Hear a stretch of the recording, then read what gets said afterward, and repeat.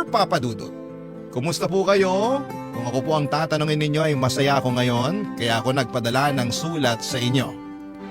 Masaya dahil naalis na sa puso ko ang isang butas na matagal ko nang dinadala. Isang butas na nagbigay sa akin ng labis na pangungulila at kalungkutan. Ngayon ay napuna na ang butas na yon, pero ang kapalit nito ay isang probation mula sa korte dahil sa isang kasalanang ginawa ko. Habang sinusulat ko ang sulat na ito ay kakatapos ko lamang sa probation na ipinataw sa akin matapos ako makagawa ng isang krimen. Pero bago ko ikwento sa inyo ang buong detalye ay nais ko munang magpakilala. Tawagin niyo na lamang po ako sa pangalang Glory, 28 years old. Lumaki ako sa isang mahirap at malaking pamilya. Siyam kaming magkakapatid, Papa Dudut. Panglima ako at katulad ng mga kapatid ko ay wala rin akong tinapos. Hanggang grade 6 lang ako noon. Street sweeper lang kasi ang nanay ko samantalang basurero naman ang tatay ko. Kaya wala sa priority nila ang edukasyon. Sa aming siyam, dalawa lang ang nakapagtapos.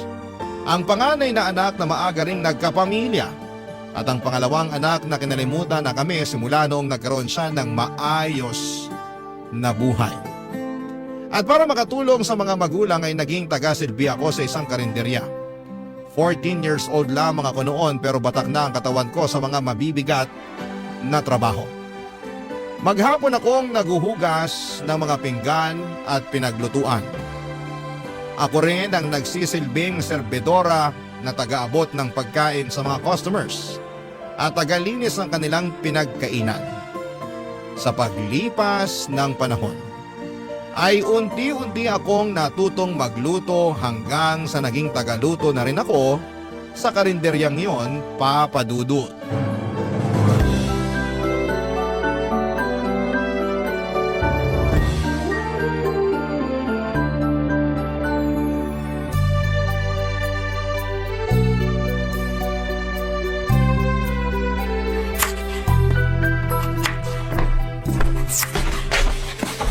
Oh, Ate Linda, maaga ka ngayon ah.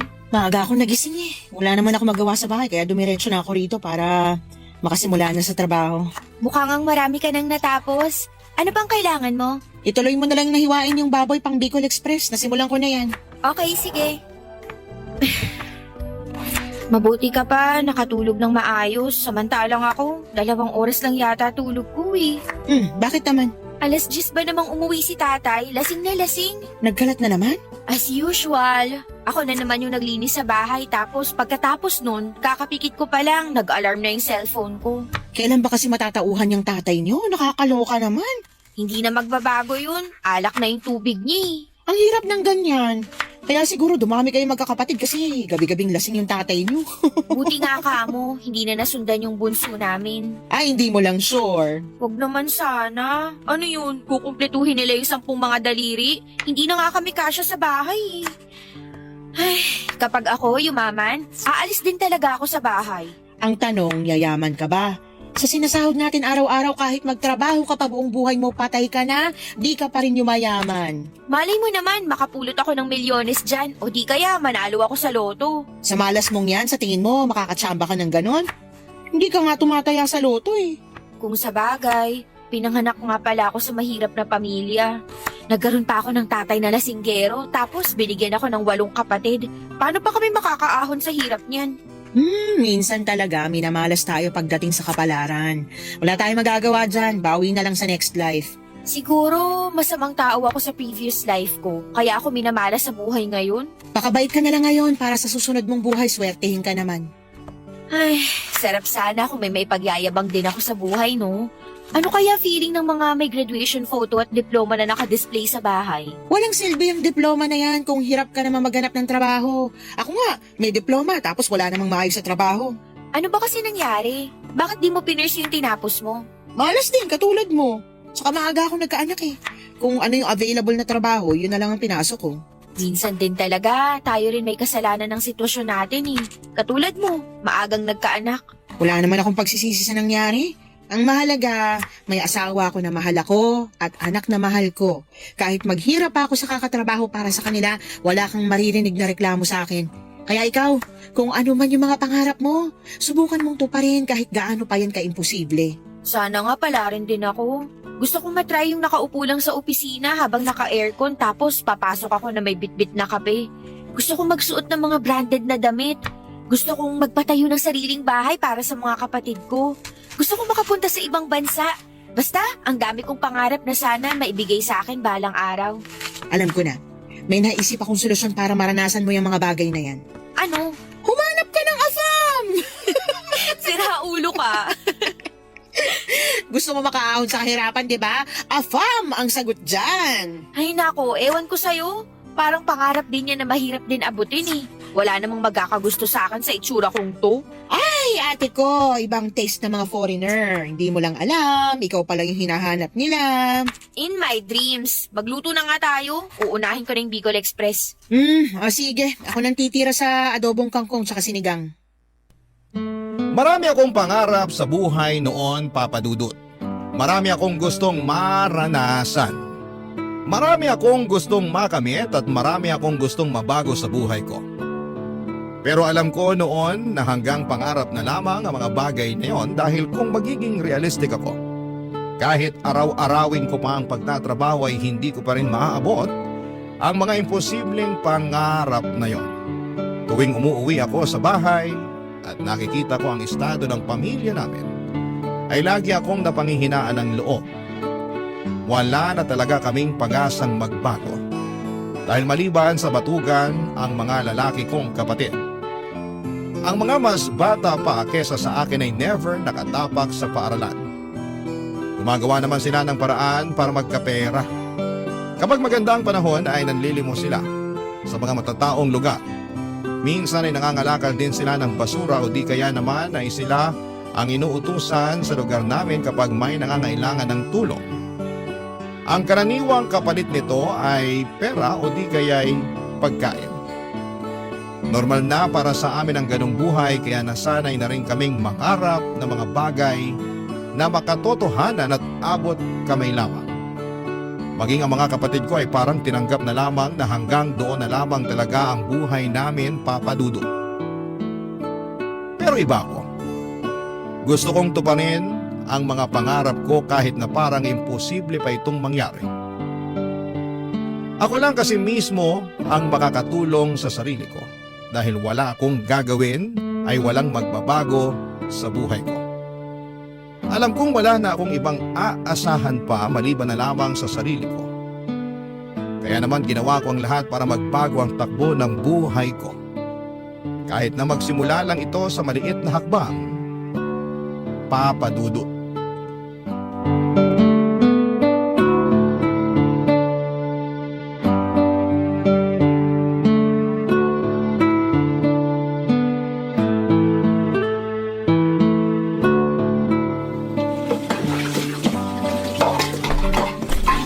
Glory, tapos ka na ba sa paghuhugas dyan para makapagsara na tayo? Malapit na, mga kutsara at mangkok na lang. Tulungan na kita dyan para matapos na.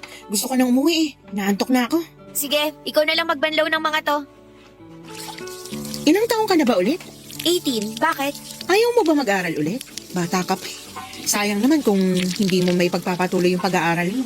Sa ganitong edad, itabi mo ako sa mga grade 7, baka mapagkamalan pa nila akong teacher. Hindi, pwede ka mag-TESDA. Total 18 ka na. Pasok ka na sa criteria. Marunong ka namang magluto. Magkukari ka. May NC2 na yun. Pwede mong magamit para makapag-abroad. Wala talaga akong pambayad sa pag-aaral ko, te. Libre ang TESDA, ano ka ba? Anong libre? Walang libre sa edukasyon ngayon. Oo, siguro wala silang tuition fee. Pero may mga babayaran pa rin yan. Tapos yung pamasahe ko papapunta para mag-aral. Kung titigil ako sa trabaho, saan ako kukuha ng allowance? Pag-ipunan mo o di kaya magpatulong ka sa mga kapatid mo nakapagtapos. Di ba may dalawa kang kapatid na nakagraduate ng college? Meron, pero yung isa may sarili ng pamilya. Ayoko namang pahirapan pa yung buhay ng kapatid kong yun kasi pati naman sila naghihirap din eh. Yung isa naman, Hindi ko alam. Wala na kaming balita sa kanya. Ano ba kasi nangyari sa kapatid mong yon? Ay nako, ate, sobrang lala. Hindi ko makakalimutan yung moment na yun sa buhay ko. Kasi first time na may lumaban kay tatay noon. Ikwento mo sa akin, dali. Ganito kasi yun. Di ba alam mo naman si tatay? Ang gusto nun, dapat laging siyang nasusunod. Lahat ng salita niya, tama. Walang mali sa kanya. Kapag kumontra ka, basag ang bungo mo. Okay, tapos? Eto na nga. Napagtapos nila si ate. Nakahanap naman siya agad ng trabaho. Syempre, happy-happy na si tatay kasi ramdam na namin yung konting pag-angat sa buhay namin. May masasarap na pagkain na kami noon. Tapos si ate yung nagbabayad ng mga bayarin. Para bang nabawasan na yung trabaho nila kasi nandiyan na si ate na katulong nila. Aha, tuloy mo lang, nakikinig ako. Tapos isang araw, biglang umuwi si ate na may dalang balita. Buntis siya. Nagalit tatay mo? Oo naman, galit na galit. Sampal yung inabot ng ate ko. Hindi pa nga raw nababayaran ni ate yung mga sakripisyo nila tapos magpapabuntis na agad siya. Dismayado si tatay nun. Grabe naman! Nagalit yun kasi alam niyang mawawala na yung ATM nila. Wala na sila mapagkukuhaan ng pera. Medyo naiintindihan ko rin naman yung pinanggagalingan ni tatay. Siyempre, umaasa silang si ate na ang magiging katuwang nila sa mga gastusin. Tapos bigla siyang nagpabuntis. Eh di katulad din ni kuya na maaga siyang magkakapamilya. Ibig sabihin, yung dalawang napagtapos nila, walang naging ambag sa buhay nila. Ang hirap nun. Yung ikaw yung pressured kasi pinagtapos ka sa pag-aaral.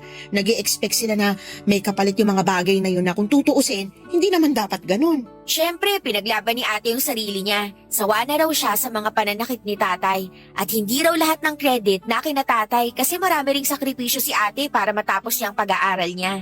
Marami siyang sideline na pinasok. Naging working student siya. O, tapos ano nangyari sa kapatid mo? O yun, pinalayas siya ni tatay. Simula noon, hindi na namin siya nakita. Never na siyang nagparamdam, never na siyang nagpakita. Teka, bakit ganun yung ginawa sa ate mo samantalang yung panganay nyo na mas naunang nagkapamilya, hindi naman pinalayas? Eh lalaki kasi yung panganay namin. Para kay tatay, okay lang daw yun. Pero kapag kami mga babae na yung nabuntis, iba yung tingin niya dun. Grabing double standards niya na. May favoritism eh. Hirap ng ganyan. Kaya kung ako sa'yo, mag-aral ka na lang para kapag nakapagtapos ka, makakahanap ka ng mas magandang trabaho. Makakabukod ka sa abusado mong tatay. Papadudot sa bahay namin si tatay ang batas. Lahat ay kailangang sumunod sa gusto niya kahit pa mali ito. Kung hindi kami susunod ay bugbog lang ang mapapala namin mula sa kanya. Siya ang dahilan kung bakit naging matatakotin ako sa maraming bagay. Makarinig lang ako ng malalakas na ingay katulad ng kalderong nahulog o di kaya'y pintong padabog na sinarado ay bumibilis agad ang tibok ng puso ko. Ganon po kasi lagi sa bahay noong bata pa lamang ako. Parang may exorcist sa bahay namin kapag nagwawala si tatay. Lumilipad ang mga gamit namin. Noong bata ako kapag gano'n ang nangyayari ay natatakot lamang ako habang umiiyak sa takot. Noong tumanda ako kapag alam naming uuwi na naman ng bahay si tatay ng lasing ay lumalabas muna ako para makapagpahangin. Saka na lang ako uuwi kapag tulog na siya. Walang laban ang nanay namin kay tatay, Papa Dudut. Siya ang karaniwang punching bag ni tatay noon kapag galit siya. Kung bakit siya galit dahil hindi raw niya magawa ng maayos ang trabaho niya bilang padre de pamilya. Sawa na raw siya sa pagiging mahirap at ang tanging ginagawa niya ay para ilabas sa mga hinanakit na yon ay ang mag-inom at magwala sa bahay. Malinaw pa sa mga alaala ko noon kung paano pinalayas ni tatay ang kapatid ko. Sobrang broken ako noon dahil isa si ate sa mga paborito kong kapatid. Siya ang laging nagbibigay ng pera sa akin noong bata pa lamang ako. Lagi niya ako nililibre ng pagkain. Noong pinalaya siya ay parang nawala na rin ako ng kakampi sa buhay. Papa Dudut, hindi ko maintindihan noon kung bakit gano'n na lamang ang galit ni tatay sa ate ko noong nabuntis siya. Pero noong lumaki ako ay gets ko na ang lahat, lalo na noong ako na rin mismo ang umuwi sa bahay na may dalang balita. Papa Dudut. Barangay Love Stories. Barangay Love Stories. May boyfriend ako noon, Papa Dudut. Nagtatrabaho siya bilang isang mekaniko. Katulad ko ay hindi na rin siya nag-aaral. High school lang ang tinapos nito, 16 years old lamang siya noon, samantalang ako naman ay 18 years old. Una ko siyang nakita noong kumain sila ng mga katrabaho niya sa karinderya namin. Sa sumunod na araw ay pasara na kami noong humabol siya para kumain. Dahil maraming natirang ulam noong araw na yon ay nagboluntaryo akong pagsilbihan na lamang muna siya dahil alam kong madadatnan ko na naman si tatay sa bahay ng lasing. Pinauna ko na noon si Ate Linda at ako na ang nagsarado ng karinderya. Habang kumakain, nagkwentuhan kami tungkol sa buhay-buhay. Wala na siyang magulang at ang nagpalaki sa kanya ay ang tito niya na siyang nagmamay-ari ng maliit na auto repair shop sa lugar namin. Simula noon ay sa karinderya na siya araw-araw na kumakain. Mabilis na gumaan ang loob ko sa kanya dahil lagi niya akong kinukumusta noon, Papa Dudut. First time ko lang magkaroon ng kakilalang tao na concern sa kapakanan ko. Never akong tinanong ng mga magulang at kapatid ko kung kumusta ako. Tanging siya lang ang nangungumusta sa akin. Kalauna niligawan niya ako at sinagot ko naman siya, Papa Dudut. Ang boyfriend ko na ang naging takbuhan ko kapag puno ako ng problema. Kapag masyadong makalat ang pag-iisip ko, pumupunta ako sa bahay nila para magkaroon ng kasangga. Naging tago ang relasyon namin ng boyfriend ko, Papa Dudut. Alam ko kasi na kapag nalaman ni tatay na may boyfriend ako ay magagalit siya. Ganon kasi ang nangyari sa pang-anim kong kapatid. Noong nalaman niyang may boyfriend ito ay binugbog niya hindi lang ang kapatid ko kundi pati na rin ang boyfriend nito. Tumagal ang relasyon namin ng 7 buwan hanggang sa isang araw, napansin ko, Papa Dudut, na unti-unting may pagbabago sa katawan ko.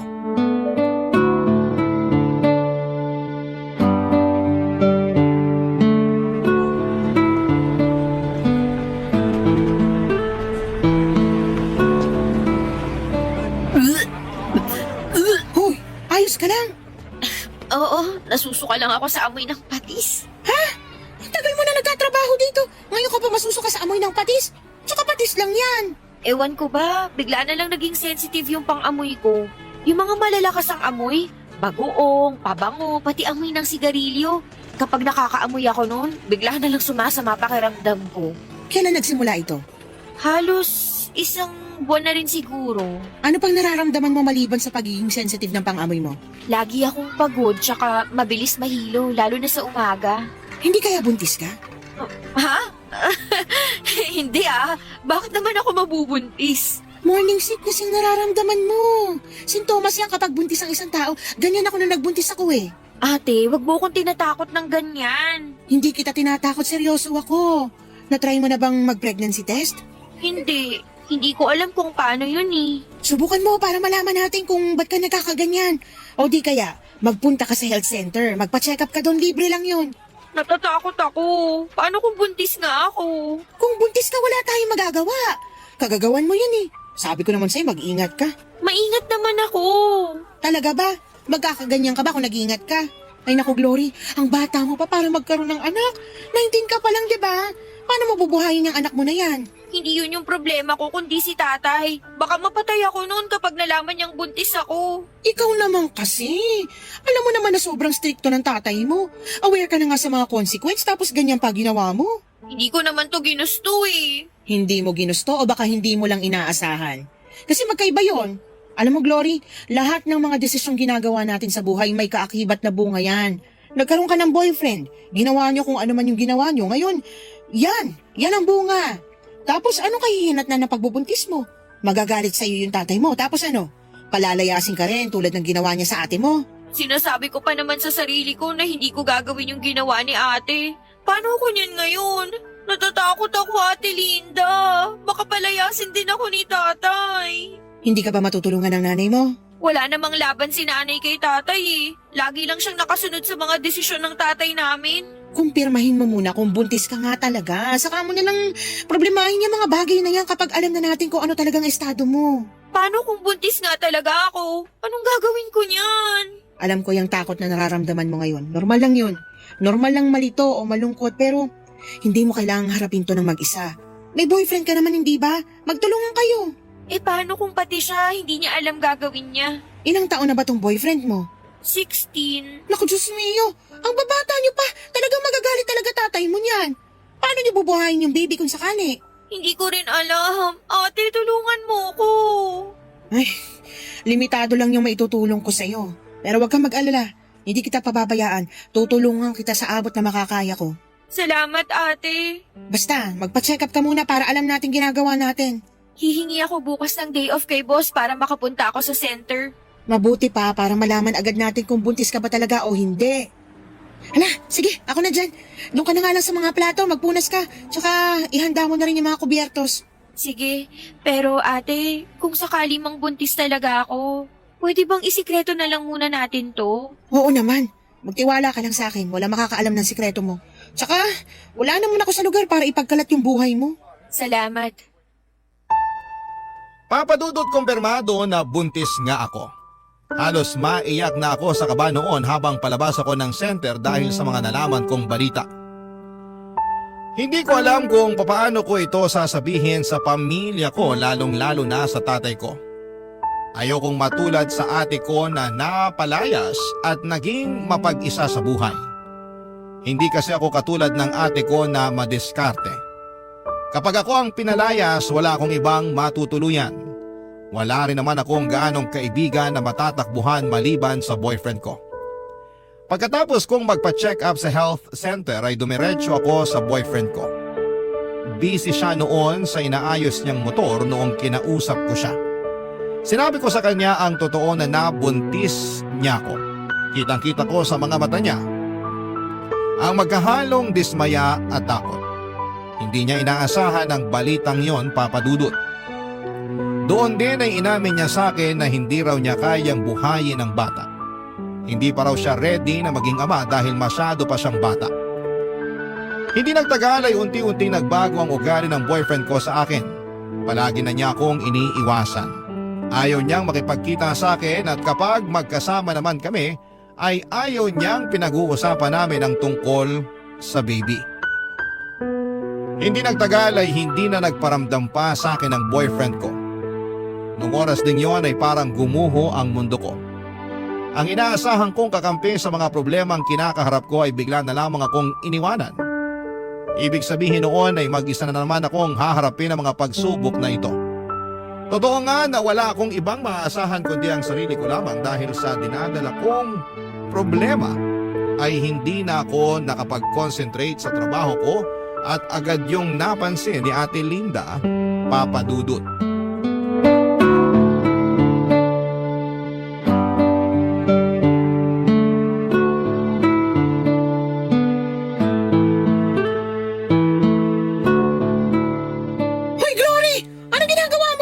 Papalitan ko lang po tong tubig sa water dispenser. Wala nang laman. Ako na dyan! Ano ka ba? Bawal magbuhat ng mabibigat na bagay ang buntis. Itabi mo na yan. Ako na magpapalit yan mamaya. Ganun ba? Hindi ko alam eh. Magsain ka na lang ng kanin para mamayang gabi. Paniguradong dito na naman kakain yung mga taga-construction. Sige, dadalawahin ko na ba? Isa na lang muna. May laman pa naman yata yung malaking rice cooker eh. Oo, meron pa. Isa na lang muna. Gamitin mo yung maliit. Nga pala. Wala na ba talagang paramdam yung boyfriend mo? Wala na. Parang di na ako kilala ng taong yun eh. Bata pa kasi kaya walang pananagutan. Pero dahil siya ang ama, nasa batas yan na dapat suportahan niya yung bata ano man ang mangyari. Hindi naman ata nasusunod yung batas na yan eh. Kaya maraming lalaki dyan na anak ng anak tapos kayang iwan yung mga anak nila kasi wala namang nangyayari dyan sa child support na yan. Sa bagay, totoo naman. Sa bahay niyo, wala naman silang napapansin tungkol sa'yo. Wala. Ganun kami sa bahay eh. Walang pansinan, kaya mahihirapan silang malaman na buntis ako. Hindi nga nila ako makumusta eh. Di madali lang pala itago yung tiyan mo kung sakali. Kaso, ang problema ko, kapag nanganak na ako, paano natin itatago yung bata? Yun ang totoong problema. Willing naman akong kupkupin kayo ng anak mo kung sakali, pero pansamantala lang yun. Ipalaglag ko na lang kaya to hanggat maaga pa. Hoy, gusto mo bang mapunta sa impyerno? Tsaka, illegal ang abortion dito sa Pilipinas, makukulong ka niyan. Mas gugustuhin ko na lang makulong kaysa harapin ko yung tatay ko kapag nalaman niya yung totoo. At least sa kulungan, libre ang tirahan at pagkain dun. Ay, nahihibang ka na talaga. Hindi talaga ako nagbibiro. Hindi mo nga pwedeng gawin yun. Papatay ka ng tao dahil lang sa takot mo sa tatay mo. Hindi ko alam. Siguro natatakot lang ako na baka wala akong mapuntahan kapag pinalayas ako sa bahay. Ganito na lang, may naisip ako. Ano? Ipaampun mo yung bata. Marami mag-asawa dyan na naghahanap ng batang aampunin. Mas maganda yun kasi hindi mo lang bibigyan ng chance yung bata na mabuhay. Mabibigyan mo rin siya ng mas maayos na pamilya. Kanino ko naman siya ipapaampon? May alam akong kumadrona na may kontak sa mga taong naghahanap ng maaampun na anak. Gusto mo bang kausapin ko siya? Sige, mas maganda yun. Ipapaampon ko na lang yung bata. Pero sigurado ka na ba dyan? Sigurado kang hindi mo ito pagsisisihan sa huli? Hindi, sigurado na ako. Nasasabi mo lang yan kasi hindi mo pa totally nararamdaman yung bata dyan sa tiyan mo. Pero once na nagkaroon na kayo ng koneksyon ng bata, tapos kapag naipanganak mo na siya, iba na yung feeling na mararamdaman mo. Baka malaki yung chance na magbago pa yung isip mo. Hindi na magbabagong pasya ko. Desidido na ako. Ipapaampon ko yung bata. Tama yung sinabi mo. Mas magandang solusyon yun kasi mapupunta siya sa taong kaya siyang alagaan. Kesa naman maiwan siya sa akin, hindi ko siya kayang buhayin. May 9 na buwan ka pa para pag-isipan yung desisyon mo. Huwag ka masyado magpadalos-dalos. Tandaan mo ha, minsan ka nang nagkamali dahil sa mga desisyong hindi mo pinag-iisipan ng maayos. Basta, kung ano man yung mangyari, sure ka na may kakilala kang pwedeng umampun sa anak ko? Madali na lang yun. Ang problemahin mo na lang muna sa ngayon, yung maitago mo ng maayos yung bata sa tiyan mo para hindi ka mahuli. Madali lang niya maitago sa ngayon dahil maliit pa, pero paano kapag lumaki na yan? May plano na ako para dyan. Tsaka marami akong bilbil, hindi to mahahalata. Basta kapag nagkabukingan, nandito lang ako na pwede mong takbuhan ha. Salamat. Kung wala ka, hindi ko na talaga alam ang gagawin ko. Para na rin kitang kapatid eh. Sa tagal natin magkasama dito sa karinderya, wala na yun sa akin. Hala, magsaing ka na. Napakwento na naman tayo dito nang wala sa oras. Heto na, magsasaing na. Ganon na nga ang ginawa ko, Papa Dudut. Hanggat maaari ay umiwas ako sa bahay para hindi nila mahalata ang paglaki ng tiyan ko. Mabuti na lang at medyo malaki rin ako ng panahong yon kaya pwede kong irason na taba lang ang dahilan kung bakit malaki ang tiyan ko. Mas dinamihan ko rin ang pagkain ko para mas lalo pang lumaki ang katawan ko at masabayan nito ang paglaki ng tiyan ko. Bumili rin ako ng malalaking damit sa ukayan para maitago ko ang pagbubuntis ko. Kapag naman nasa bahay ako ay lagi akong mapag-isa sa kwarto o di kaya ay tumatambay ako sa labas at saka na lamang uuwi kapag patulog na ang mga kamag-anak ko. Sa kabutihang palad na itago ko naman ang pagbubuntis ko ng maayos. Walang nakaalam sa sitwasyon ko noon maliban sa boyfriend ko at si Ate Linda. Noong nag-labor ako sa kalagitnaan ng gabi ay tiniis ko noon ang sakit. Gusto ko mang sumigaw. Sa sakit na nararamdaman ko ay hindi ko magawa dahil baka magtaka ang mga kasama ko sa bahay. Buong magdamag ay sinikap kong itago ang nararamdaman ko. Kinakausap ko pa si Baby na huwag munang lumabas at antayin na lamang niya na mag-umaga. Nakinig naman si Baby noong lumiwanag na ay agad akong lumabas ng bahay bago pa magising sina tatay. Tinawagan ko si Ate Linda para kontakin ang kakilala niyang kumadrona. Pagdating ko sa bahay nila ay nakahanda na ang lahat. Doon ko pinanganak ang baby ko, Papa Dudut. Barangay Love Stories. Barangay Love Stories. Saglit ko lang nakapiling ang anak ko, Papa Dudut, at yon ay noong pinadede ko siya pagkalabas niya sa akin. Pagkatapos noon ay inihiwalay na nila sa akin ang bata para hindi na raw ako magkaroon ng koneksyon sa kanya. Baka raw kasi magbago pa ang isipan ko na ipaampon ito kapag nahagkan ko na ang baby ko na karaniwang nangyayari sa mga inang may bagong silang na sanggol. Bago kinuha sa akin ang anak ko ay napansin ko na may balat ito sa mukha niya sa ilalim ng kanyang kanang mata. Itim ito at mapusyaw na parang mapa ng Palawan. Napanaginipan ko pa yon noong nakatulog ako pagkatapos kong manganak. Pagkagising ko ay wala na sa bahay nila si Ate Linda at ang baby. Ang sabi sa akin, agad daw nilang tinawagan ang mag-asawang gustong umampon sa anak ko. Pagkarating nila ay inuuwi na nila ito kapalit ang paunang bayad sa bata. Saka ko na lang daw makukuha ang kalahati ng bayad kapag legal na nilang naampon si baby. Hindi ko alam pero nakaramdam ako ng kaunting kalungkutan noong nalaman kong wala na ang baby ko. Matagal ko pong inihanda ang sarili ko para sa bagay na yon dahil yun naman talaga ang plano. Pero iba pala ang feeling kapag nangyari na ito. Siyam na buwan ko ring nakasama ang baby ko at ngayong wala na siya sa piling ko ay para bang napakalaki ng nawala sa akin. Simula noong araw na yon ay hindi na nawala sa puso ko ang lungkot na nararamdaman ko, Papa Dudut.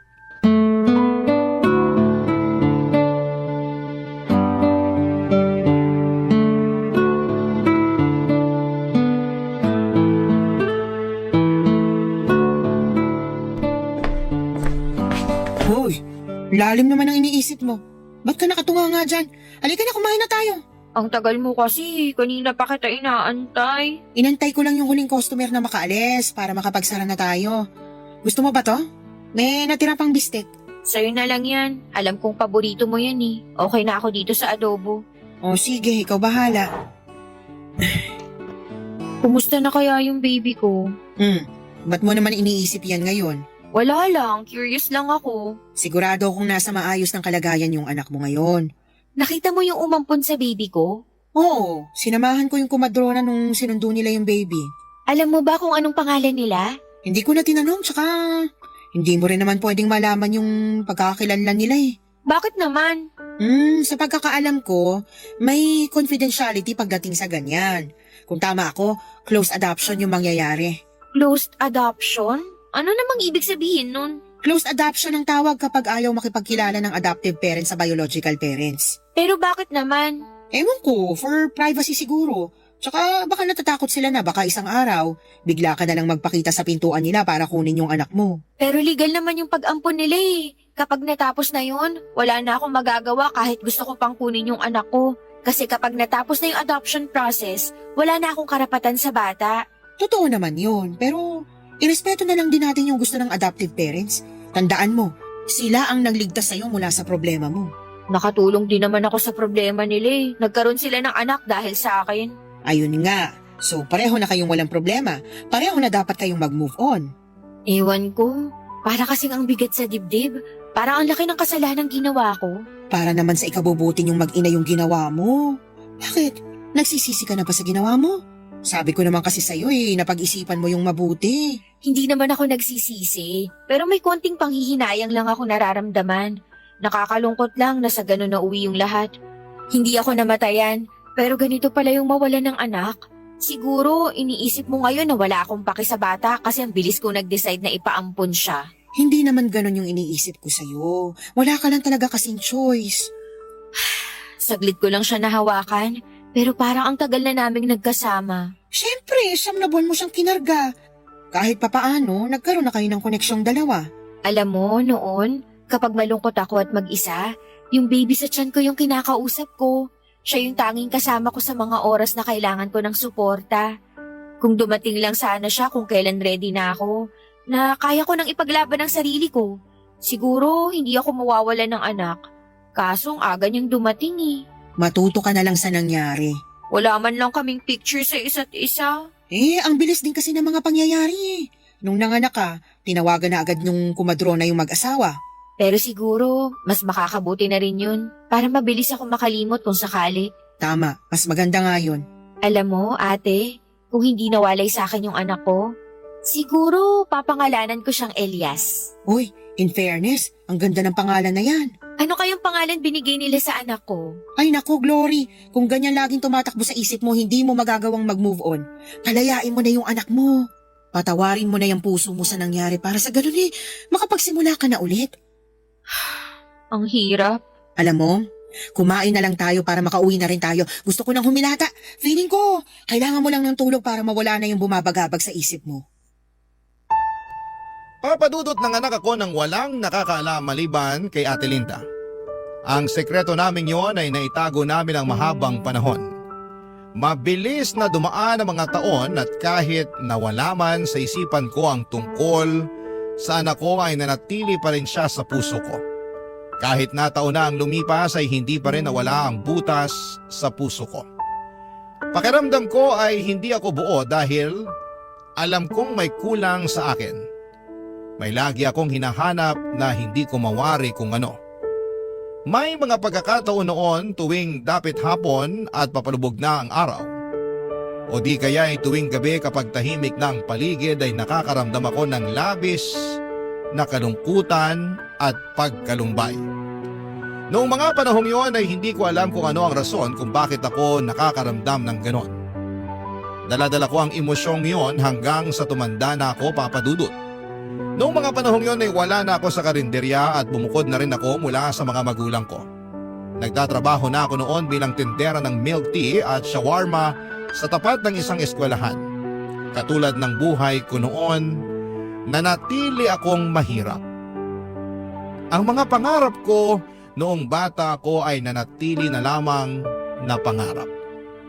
Alam kong hindi ko na maaabot ang mga bagay na yon at tanggap ko na kung anuman ang buhay na meron ako. 7 buwan pa lang ako sa trabaho ko noon nung isang grupo ng kabataan ang tumambay sa shop namin. Isa sa mga batang nakaagaw ng pansin ko dahil sa balat nito sa mukha. Katulad ito ng balat ng baby ko. Parang mapa ng Palawan. Parang nakaramdam ako ng lukso ng dugo noong time na yon.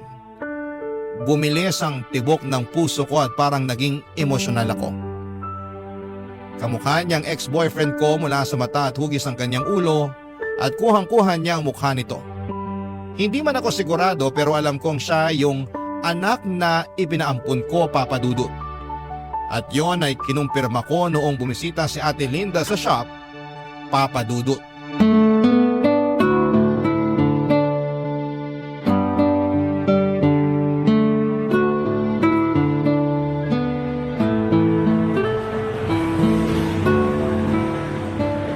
Kumusta naman ang babaita? Oh my gosh, Ate Linda! Long time no see! Anong ginagawa mo rito? Gusto ko lang matikman yung shawarma nyo. Balita ko, mabili raw yan eh. Paano mo pala nalaman na nandito ako? Sa Facebook! Lagi ko kaya nakikita mga selfie mo. Oh, na-miss kita. Wait lang, igagawa kita ng bestseller namin dito. Libre kita. Ayun no, yan ang gusto ko. Mabilis lang ba yan? Mabilis lang to. Maupo ka muna dyan. O sige.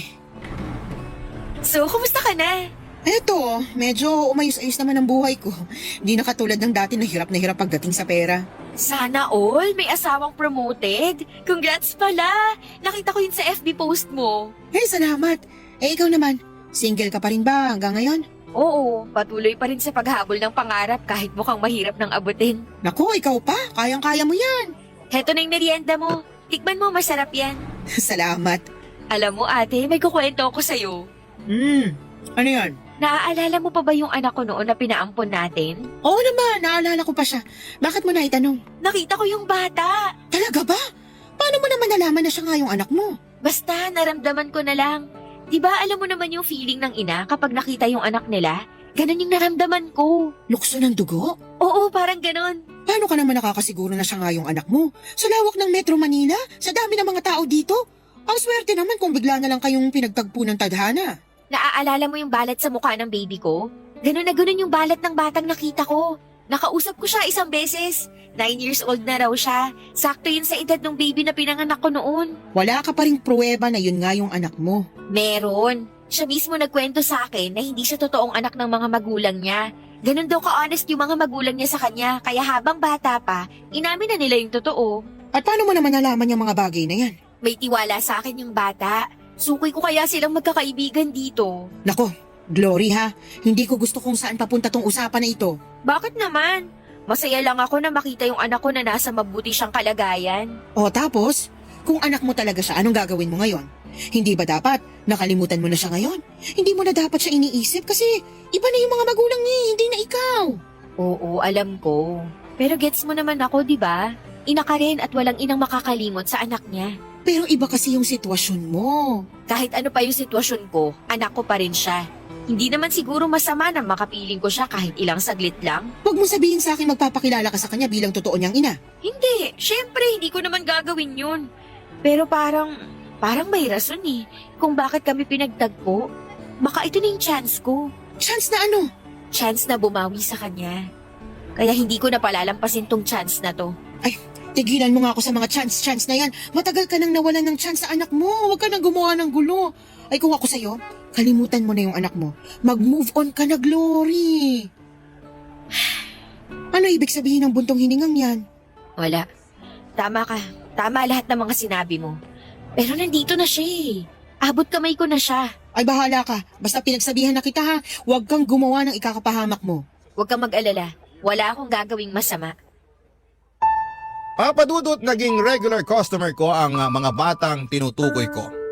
Tuwing nakikita ko sila ay sumasaya ang puso ko at gumagaan ang loob ko. Isang hapon habang uwian na ang mga bata ay dumaan sa shop ang bata para bumili ng milk tea niya. Noong oras na yon ay isang ideyang pumasok sa isipan ko. Inimbitahan ko siya na maglaro sa parke at nabanggit kasi niya na never pa siyang nakakapunta sa park dahil sobrang busy ng mga magulang nito para ipasyal siya. Pumayag ang bata na sumama sa akin at iniwan ko ang shop sa katrabaho ko at sumaglit kami sa pinakamalapit na parke. Pagkatapos maglaro ay nagpunta kami sa isang fast food at binili ko siya ng ice cream. Isang bagay na malimit din daw ibigay sa kanya ng mga magulang niya. Halos 3 oras din kaming nagkasama, Papa Dudut. At sa mga oras na yon ay napakasaya ng puso ko. Para bang bigla na lamang nawala ang lungkot na nararamdaman ko. Sa maikling oras ay naranasan kong magpakaina sa anak ko. Pagkatapos ng pagsasama naming dalawa ay binalik ko siya sa eskwelahan nila. Doon ay naabutan namin ang mga magulang ng bata na may kasamang pulis.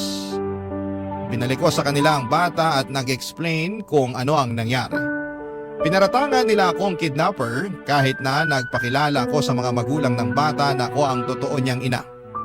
Mas naggalit pa sila noong nalaman nila yon, kaya kinasuhan nila ako. Hindi naman gaano mabigat ang parusang ipinataw sa akin dahil first offense ko pa lamang yon at wala namang masamang nangyari sa bata physically and emotionally, ay binigyan lang ako ng probation. Pinagbawalan din akong lumapit sa bata at magpakita sa kanya. Sinunod ko ang lahat ng yon nang walang pag-aalinlangan. Ang mahalaga ay nasubukan kong makasama ang anak ko at nalaman kong nasa mabuti siyang kalagayan at maganda na ang buhay nito. Pagkatapos ng probation ay lumipat ako ng trabaho at tirahan. Nagsimula ulit ako. Pero sa pagkakataong ito ay magaan na ang loob ko dahil unti-unti ko na ring napapatawad ang sarili ko. Dito na po nagtatapos ang sulat ko, Papa Dudut. Maraming salamat po. Ang inyong forever kapuso at kabarangay, Glory. Anong say mo sa Barangay Love Stories na ito? Pagkwentuhan natin sa comment section yan. Dear Papa Dudut, naranasan niyo na bang masapawan? Ako kasi oo. At yan ang pinakaayokong pakiramdam sa mundo. Ewan ko, pero para sa akin lamang talaga para sa akin lamang lamang na lamang talaga ako sa taong sumasapaw sa akin. Kaya naman ang kapal ng mukha niya na iparamdam sa akin ang bagay na yon. Yun din ang dahilan kung bakit napasulat po ako sa programa ninyong Barangay Love Stories. Kung hindi ninyo kasi may tatanong ay mahilig talaga ako makinig po sa radyo. At isang araw ay napadpad ako sa inyong istasyon. Simula noon ay palagi na ako nakikinig ng Barangay Love Stories ni Papa Dudut via online. Tapos ay nakita ko ang inyong email address kaya hindi na ako nagdalawang isip na sumulat sa inyo. At umaasa ako na mai-air ninyo ang aking kwento. Pero bago ako magpatuloy ay gusto ko munang magpakilala sa mga kabarangay natin. Crescida pala ang pangalan ko. 23 years old at taga Quezon City. Meron na akong kinakasama si Benjo na edad 25 naman at may isa na kaming anak na 2 taong gulang na. Sa kasalukuyan ay nakatira kami sa bahay nila dito sa Barangay Commonwealth sa Quezon City.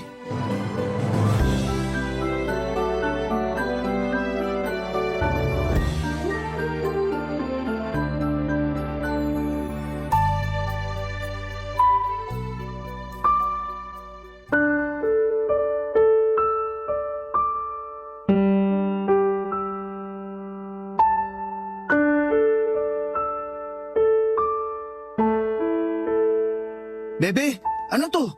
Alin? Itong nasa cellphone. Malay ko sa'yo. Malalaman ko kung sasabihin mo. Nakita ko lang naman na sandamukal na picture ng mga gwapo at machong lalaki yung pinupusuan mo. Yung iba sa kanila di ko pa kilala. Bakit? Kailangan ba kilala mo para pusuan ko? Hindi naman. Pero malay ko ba kung sino yung lalaking yun? Mamaya, sikat pala siya sa ibang website tapos... Pwede ba? Ginaya mo naman ako sa'yo. Ha? Anong ginawa ko? Tanong-tanong ka pa sa ating dalawa. Ikaw nga yung mahilig manood ng ganun. Ibahin mo ako. Hindi ako ganong klase ng babae. Normal lang naman sa aming mga lalaki yung mahilig manood ng ganun ah. Pero hindi ko pinupusuan yung mga babaeng napapanood ko dun. Kasi loyal ako sa'yo. Ikaw lang, sapat na. Ew, kadiri ka. Anong kadiri dun? Basta kadiri ka. Huwag mo na ulit-uulitin yun Ang corny kasi. Parang eng-eng naman to. May nalalaman ka pang corny pero noon kilig na kilig ka kapag bumabanat ako sa'yo. Noon yon, hindi na ngayon.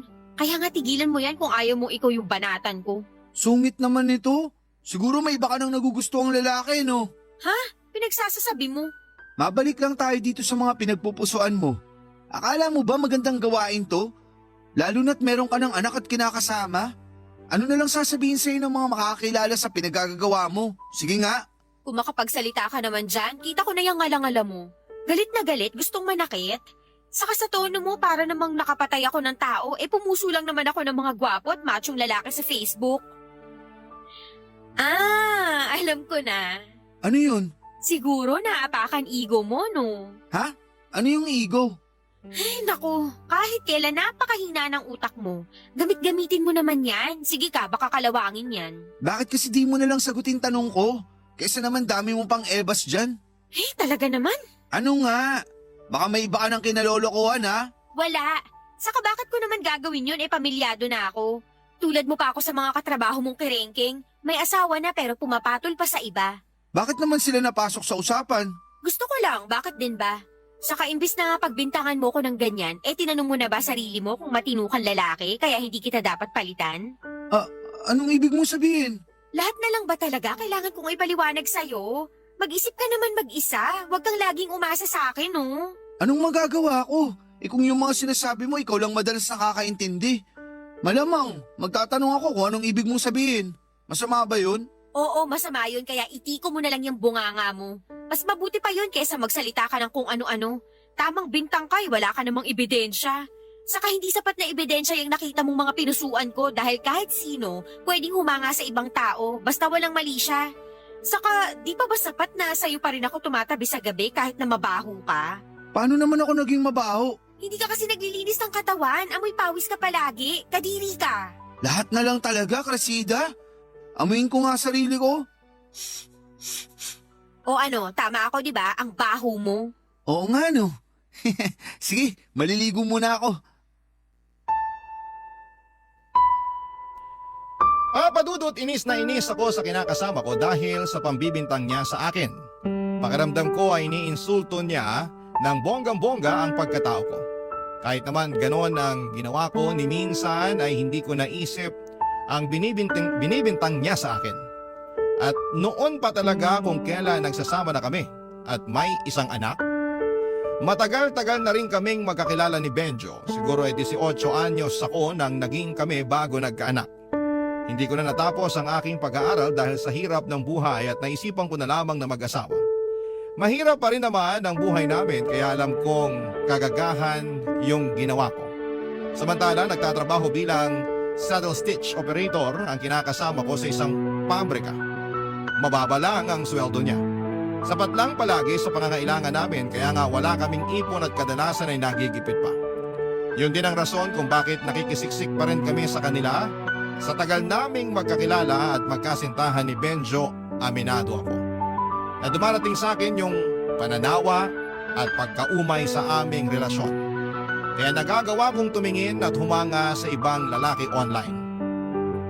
Pero hindi ko naman kahit kailan sinubukang pagtaksilan ng tatay ng anak ko. Maliban na lamang siguro noong mga panahong yon kung saan ay unti-unting lumaki ang pagkakagusto ko sa isang hindi inaasahang lalaki. Lahat ng yon ay kinuwento ko sa kaibigan at dati kong kaklaseng si Almarie Papadudut.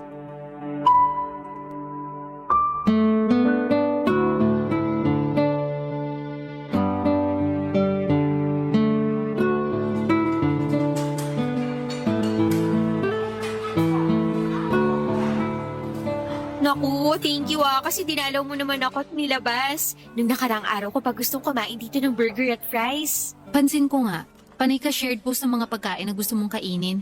Kaya nag-chat na ako sa'yo na magkita tayo dito sa fast food. Kaya nga, thank you sa pandilibre. Sensya ka na kasi wala akong trabaho. Wala rin tuloy akong pera. Ayos lang, magkano lang naman yan? Naks, iba talaga pag may trabaho, no? Saan ka na nga ba ulit? Trabaho ko? Oo, alam ko kasi umalis ka na dun sa pinagtatrabahuan mong patahian. Oo, umalis na nga ako doon. At ka-share ako ngayon sa isang convenience store. Okay ba pasahod dun? Sakto lang, pero mas maayos yung ngayon kesa naman sa dati ko. Sobrang init doon, akala mo impyerno. Tapos yung line leader namin, si Satanas. Laki talaga ng galit mo dun sa line leader nyong yun, no? Sakto lang, kasi hindi pa naman niya ako nagawa ng kasalanan. Siguro, lagi lang niya akong pinagagalitan at sinisita, kahit maayos naman yung trabaho ko. Naisip ko, inggit lang siguro sa beauty ko, kaya ganun. Pero ayoko na rin naman manatili sa lugar na yun. Bukod sa mababa ang sweldo, napakaraming tukso sa loob. Hindi lalaki kundi mga pautang na pinapatulan naman ng ibang nanay doon. Kaya ending, payslip na lang nakukuha nila sa araw ng sweldo. Ako nga na wala pang anak hirap na sa buhay.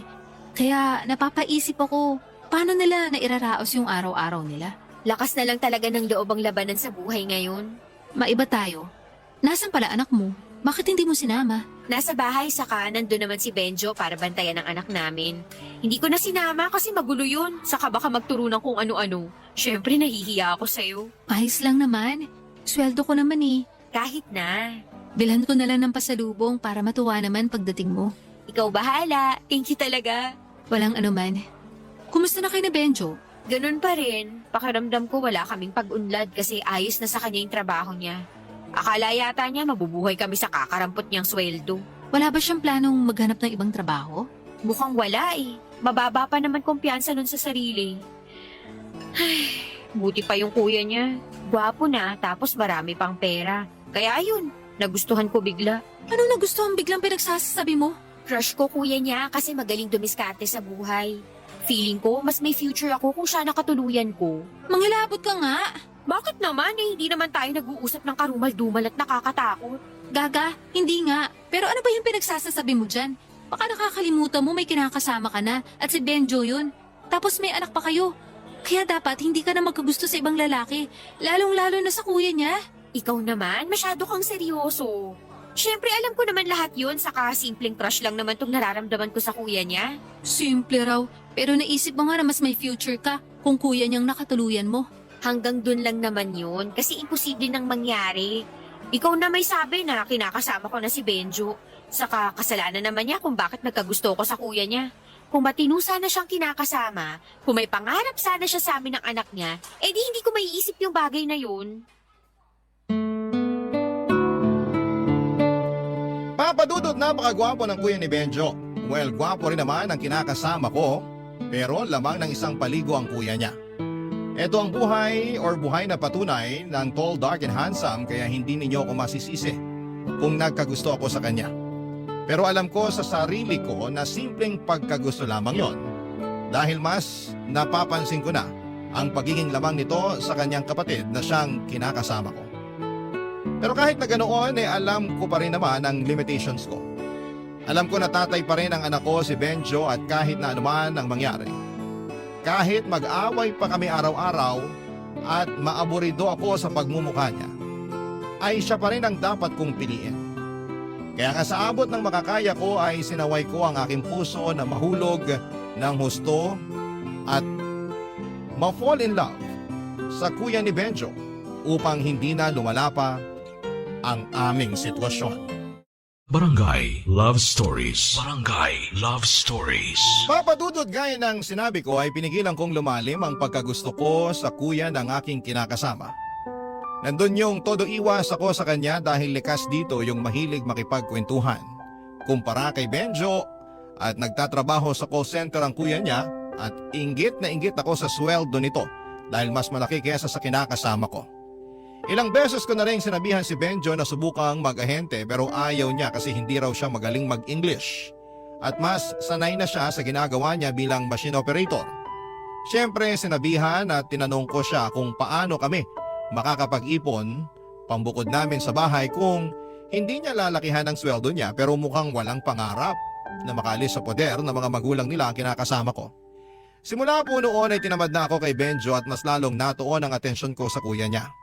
Kung noon ay iniiwasan ko pa ito, ay bigla na lang todo sip-sip ako sa kanya. Paanong hindi nakakahiram ako ng pera sa kuya niya kapag nagigipit ang pamilya namin ni Benjo, Papa Dudut.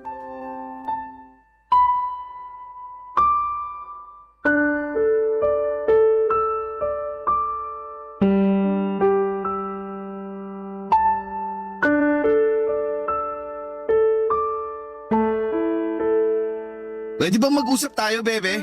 Mag-uusap tungkol saan? Saka bakit ganyan tono mo? Tinawag mo pa akong bebe kung galit ka naman. Paanong di ako magagalit? Akala mo di ako nakakahalata na masyado kang sumisip-sip sa kuya ko? Pinagsasasabi mo dyan. Panay kayo usap, tawanan at biruan. Mas kinukumusta mo pa nga siya kaysa sa akin na kinakasama at tatay ng anak mo. Akala mo di ko napapansin, no?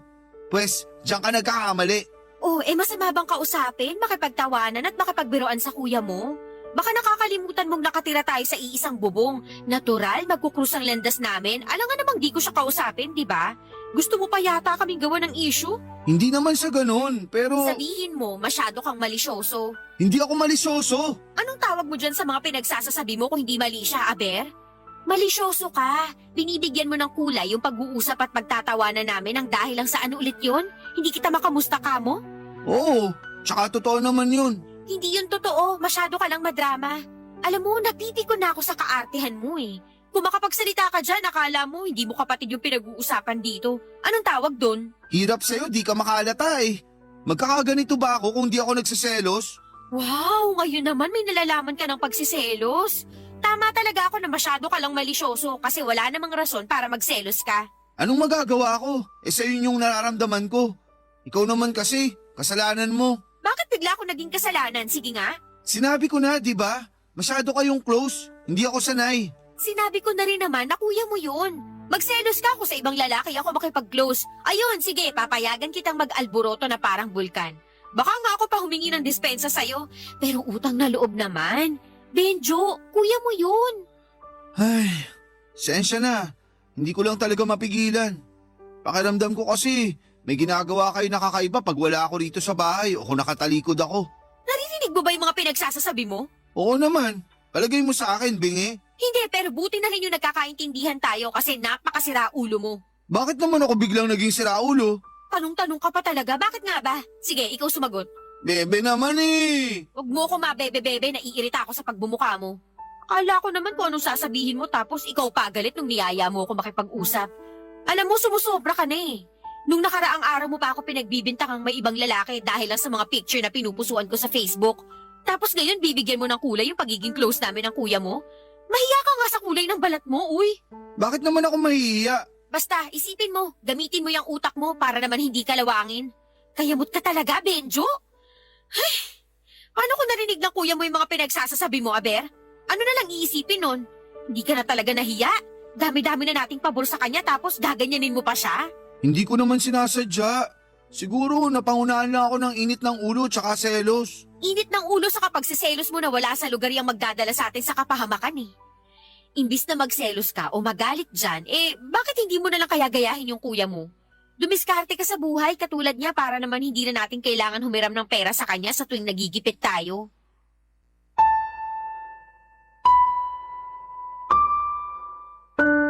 Papadudot akala ko ay puro trabaho at yosi lang ang nasa utak ng kinakasama ko pero nagkamali ako dahil marunong din pala siyang mag-obserba. At yun nga ay nung napansin niya ang pagpapapansin ko sa kuya niya. Pero buti na lamang at magaling akong magpalusot at sa huli ay naidepensa ko ang aking sarili. Saka wala rin namang patutunguhan ang nararamdaman ko sa kuya niya dahil nga may anak na kami ng kinakasama ko. Sa kabilang banda ay paulit-ulit na sumagi sa isipan ko na sana nga ay kami na lamang ng kuya niya ang naging magkarelasyon. Tingin ko kasi ay mas may kinabukasan kami ng anak ko kung siya ang nakatuluyan ko. Pero gusto ko lang linawin na mahal ko naman si Benjo. Kaya lang dahil sa ugali niya na pabanjing-banjing at mukhang kontento na sa buhay namin, ay unti-unting naapektuhan noon ang damdamin ko sa kanya at sa aming relasyon. Kung may time machine lang sana ay gusto kong bumalik sa nakaraan para baguhin ang aking kapalaran. Imbes na si Benjo ay sa kuya niya ako makikipaglapit ng loob. Kaya lang ay mukhang hindi na mangyayari yon noong nagkaroon ng girlfriend ang kuya ng aking kinakasama, Papa Dudut.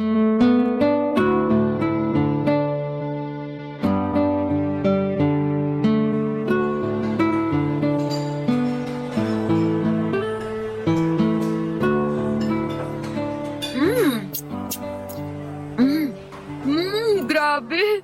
Sobrang sarap naman talaga nitong fried chicken at spaghetti nila. Paresan mo pa ng malamig na pineapple juice. Solve na solve ang cravings ko. Hinay-hinay lang. Baka mabulunan ka eh. Sensya na, hindi pa kasi ako nanananghalian kaya gutom na gutom ako. Buti na lang talaga niyaya mo ulit ako na makipagkita sa'yo at thank you sa libre mo. Walang anuman. Pero bakit hindi ka pa nanananghalian? 3:00 na ng hapon, oh. Bad trip ako eh. Kaya nawalan ako ng gana kumain sa bahay kanina. May nangyari ba? Huhulaan ko. Nag-away kayo ni Benjo. Sakto, rest day niya ngayon, di ba? Kasi linggo. Oo, kaya nga sa kanya ko ulit iniwan anak namin pero hindi kami nag-away. Bakit ka nga kasi na bad trip tapos nawalan ka pa ng ganong kumain? Sinong di mawawala ng gana? Eh sinama at pinakilala lang naman ng kuya ni Benjo yung girlfriend niya. OMG! May girlfriend na pala siya? Oo, lahat nga kami nagulat kasi wala kaming alam na may nililigawan na pala siyang babae. Hindi man lang niya nabanggit o nakwento man lang kaya gulat na gulat talaga kami nung pinakilala niya sa amin kanina. Ayun, masayang masaya naman sila, maliban sa akin.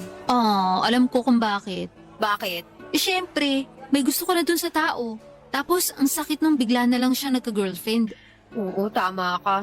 Apektado buong sistema ko kaya nawalan ako ng gana kanina at nagsuka pa ako sa CR. For real? Oo. Pero hindi ka naman buntis. Gaga, hindi. Naka-IUD ako, no? Ayaw ko pa magbuntis ulit. Buti naman. Hirap mag-anak sa panahon ngayon, no? Kaya nga sinabi ko kay Benjo na wag niya akong tatangkaing buntisin dahil mananagot siya sa akin. Di naman sa ayaw ko na magka-baby. Pero sa hirap ng buhay tapos mahina pa dumiskarte kinakasama ko, wag na talaga munang mag-anak. Correct. Pero grabe namang epekto sa'yo nung revelation ng kuya ni Benjo para magsuka ka pa. Oo nga Saka hindi ko rin kasi inaasahan kaya, ayun, bumaligtad sikmura ko. Kumusta naman si girl? Yung girlfriend? Maganda ba? Hindi, pangit. Sobra ka naman sa pangit. Totoo naman Maputi lang pero mas maganda pa rin ako sa kanya. Siguro nga mas maganda ka sa kanya. Pero siya pa rin yung pinili ng kuya ni Benjo. Talo ka pa rin. Ewan ko ba? Totoo yata yung kasabihan na love is blind. Eyes can be blind. But heart can see ang peg ng love story nila. Pwede ba? Huwag mo na nga ipagdiinan. Lalo ako nayayamot OA mo naman. May kinakasama ka na at anak, di ba? Gets ko na ma-hurt ka ng konti at magulat. Pero hindi na yung sobra-sobrang maapektuhan ka. Dapat kung may mararamdaman ka, ituwa. Kasi sa wakas, nagka-girlfriend na yung kuya ng kinakasama mo. Nakwento mo sa akin na wala ka mong nakarelasyon yun ng ilang taon matapos lokohin ng ex, di ba? Oo, pero hindi pa rin ako natutuwa. Alam ko naman na hindi ako dapat maapektuhan ng husto, pero ewan ko ba kung bakit ako nasasaktan at naiinis? Nasasaktan kasi nga may iba na siyang kinagigiliwang babae at inis ako dun sa girlfriend niya dahil inagaw niya yung atensyon sa akin ng kuya ni Benjo. Kung bakit kasi bigla-bigla siyang umiiksena? Papa Dudut, hindi ko alam na may korsonada na palang babae ang kuya ni Benjo kaya nga gulat na gulat ako nung isang araw ay pumunta ito sa bahay kasama niya upang ipakilala sa amin. Hindi pa naman ako nakapagsuklay ng buhok o nakapagsuot ng panloob kaya nagkumahog pa akong pumasok sa magulo at maliit naming kwarto ni Benjo para ayusin ang aking sarili. Hindi nagtagal ay lagi nang sinasama ng kuya ni Benjo ang girlfriend niya sa bahay namin para tumambay. At kapag hindi niya ito sinasama sa bahay, ay kung saang magagandang lugar pasyalan at kainan niya ito dinadala. Papadudot lahat ng yon ay nakikita ko sa Facebook na pinopost ng kuya ni Benjo. Kaya naman inggit na inggit ako sa girlfriend niya. Sana kasi ako yon at hindi ang pangit na babaeng yon. Papadudot. Barangay Love Stories. Barangay Love Stories. Papadudot sa araw-araw na lang na ginawa ng Diyos. Lagi kong napapansin na nasasapawa na ako ng girlfriend ng kuya ni Benjo. Kahit na wala naman siyang ginagawa sa akin. Nakikipagplastikan lamang ako upang pakisamahan siya pero sa totoo lang ay sorang-sora na ako sa pagmumukha niya. Oo, mabuti lang siya at makinis ang balat palibase di aircon ang pinagtatrabaho ang opisina pero ako pa rin ang mas maganda sa aming dalawa. Ako pa rin ang mas may kwentang kausap kesa sa kanya na puro lang cellphone. Ako pa rin ang mas masarap magluto sa amin. Samantalang siya ay walang alam kundi ang kumain. Di na katakataka na lumobo ang katawan niya pero sa kabila ng lahat ay gustong gusto pa rin siya ng kuya ng kinakasama ko. Ewan ko ba. Pero sobrang naiinis ako sa sitwasyon na yon kahit na alam ko sa sarili ko na wala naman akong dahilan para mainis.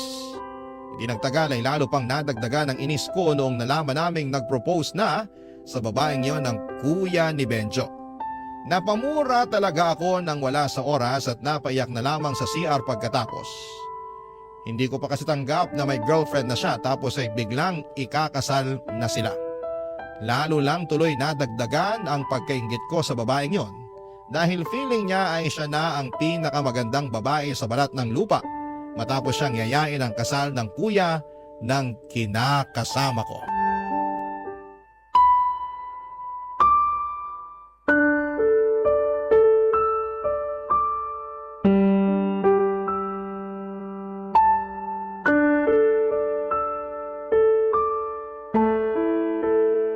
Grabe si kuya, no? Masyadong mabilis kumilos. Mantakin mong yayain agad ng kasal yung jowa niya. Halatang ayaw na talaga niyang pakawalan. Oo nga eh. Oh, bakit naman ganyan tono mo? Ano bang problema sa tono ko? Ewan ko. Kaya nga tinatanong kita kasi para kang wala sa mood. Masakit lang ulo ko tapos daldal ka pa ng daldal dyan. Hindi ba pwedeng tumahimik ka na lang muna para naman pumayapa yung paligid ko? Wala naman akong ginagawa sa'yo kaya huwag ka sa akin magalit. Masyado ka. Nagkakwento lang naman yung tao. Ayun na nga.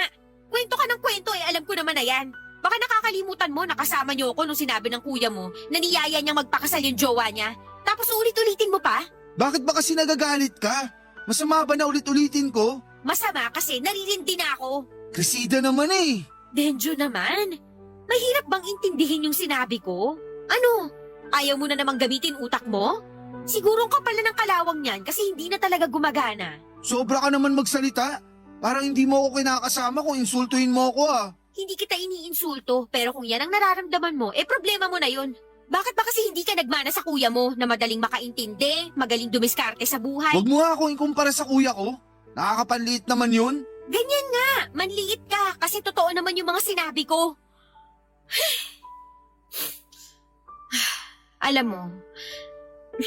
Alam mo napakamalas ko sa'yo. Anong ibig mo sabihin? Kasi nakilala pa kita at pumayag ako magpaligaw sa'yo. Kasi ikaw pa naging tatay ng anak ko. Kung hindi siguro nangyari yun, maayos-ayos yung buhay ko kumpara ngayon.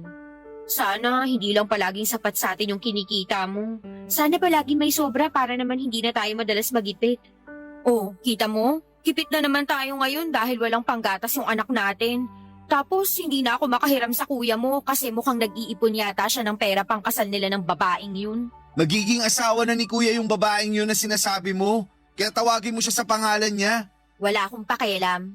Pansin ko, ang init ng dugo mo sa kanya. Inaano ka ba niya? Ano bang pinagsasasabi mo? Akala mo kasi sa akin hindi marunong mag-obserba eh. Akala mo di ko napapansin na nakikipagplastikan ka lang sa girlfriend ni kuya? So what? Wala ka namang pakialam kung nakikipagplastikan ako sa kanya. Mahalaga pa ba yun? Issue natin yung pinag-uusapan dito. Tapos magsisingit ka ng ibang tao? Di ko alam, nag-uusap pala tayo. Ano bang akala mo sa ginagawa natin? Nagpe-prayer meeting? Akala ko kasi nag-aaway tayo dahil sa tono ng boses mo. Anak naman ng lintik. Kanina mo pa talaga pinapakailaman yung tono ng boses ko, no? Pwede bang kumalma ka lang? Masyado kang mainit eh. Mukha mo pakalmahin mo sa kakasalanan mo kung bakit ako nagkakaganito. Paano naman naging kasalanan ko? Kung nanahimik ka na lang sana, di hindi ako magagalit sa'yo. Hirap sa'yo, hindi mo alam kung kailan dadaldal o kung kailan dapat itikom yung bibig mo. Nakakairita ka talaga kahit kailan. Bebe naman, Huwag mo nga akong tawagin yan. huwag ka na kasing magalit sa akin. Mas marami akong dahilan para magalit sa'yo kaysa hindi. Kaya kung ayaw mong madagdagan pa pagka-aburido ko sa pagmumuka ko, manahimik ka na. Papadudod, hindi na ako nakapag-control ng damdamin at tuluyan na nga yung sumabog ng mga panahong yon. Lahat ng hinanakit at sama ng loob ko kay Benjo ay nasabi ko ng isang bagsakan sa pagtatalo namin. Sobrang bigat kasi sa kalooban, nadalhin na mag-isa ang mga problema ng aming pamilya na hindi naman niya nakikita o napapansin. Maling-mali yata talaga na siya ang pinili kong pakisamahan kaya nga araw-araw sa pagising at pagtulog ko ay nagsisisi ako ng husto, Papa Dudut. At dahil gusto kong pangatawanan ang sama ng loob ko kay Benjo ay nag-alsa balutan ako. At binitbit ang aming anak ng araw na yon. Umuwi kami sa maliit na inuupahang kwarto ng nanay ko kasama ang aking stepfather at 5 nilang maliliit na anak. Wala namang magawa si nanay noong pinagsiksikan ko ang aming sarili ng anak ko sa bahay nila. Pero isang araw pa lamang ang nakakalipas ay hirap na ako. Mabuti na lamang at dinalaw ako doon ni Almarie kaya meron akong napagkwentuhan na mga pinagdaraanan ko, Papa Dudut.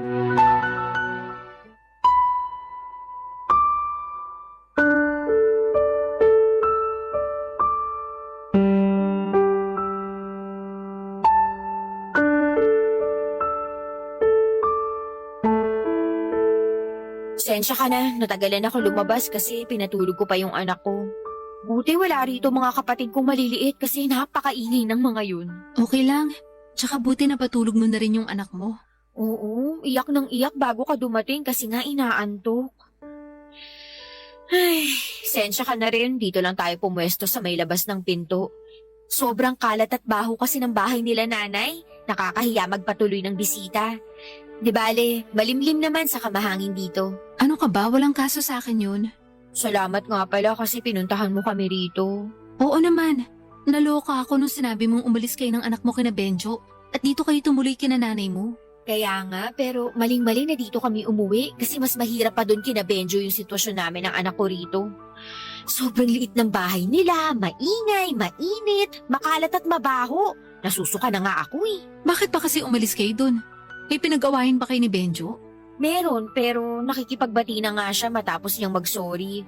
Kaya lang, ganun na lang ba yun? Magsusorry tapos walang pagbabago? Nakakaumay na.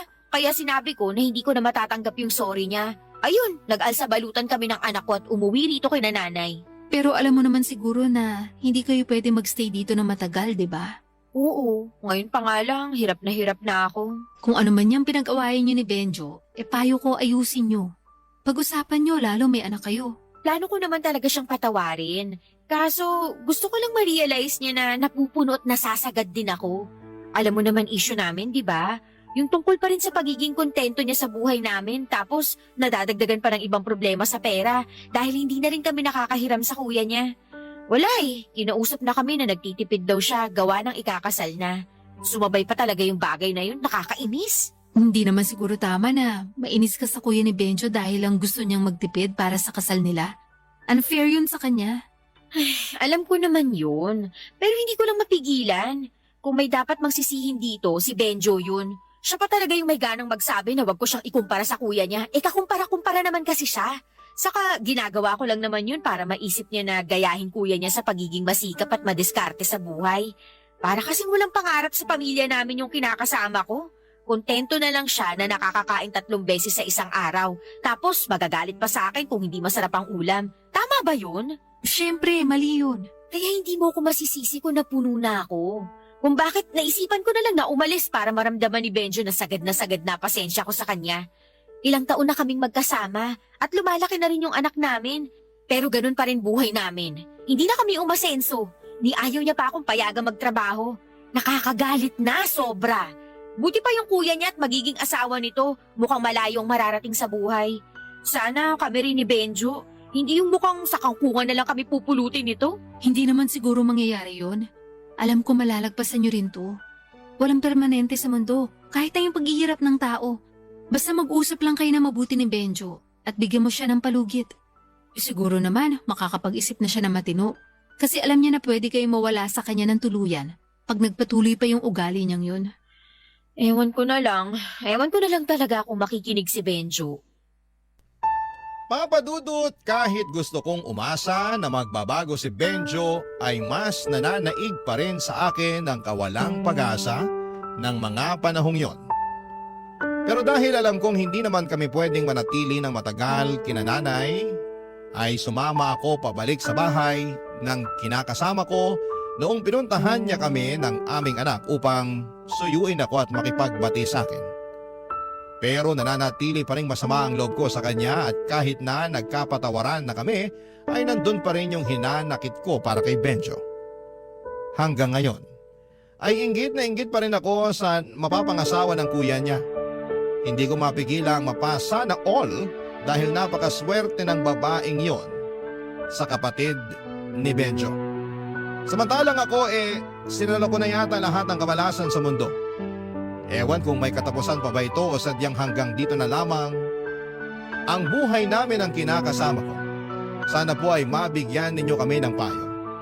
Ayaw ko namang masira ang pamilya namin ni Benjo kaya babasahin ko na lahat ng mga masasabi ninyong advice. Hanggang dito na lamang po, Papa Dudut, ang sulat ko at sana'y mapayuhan ninyo ako at ng mga kabarangay natin dahil malaking bagay yon sa amin ng kinakasama ko. God bless and more power po sa Barangay Love Stories sa Barangay LS. Number 1 kayo sa puso ko. Ang inyong forever, kapuso at kabarangay, Cresida. Nalilito pa rin sa live ang ating kabarangay.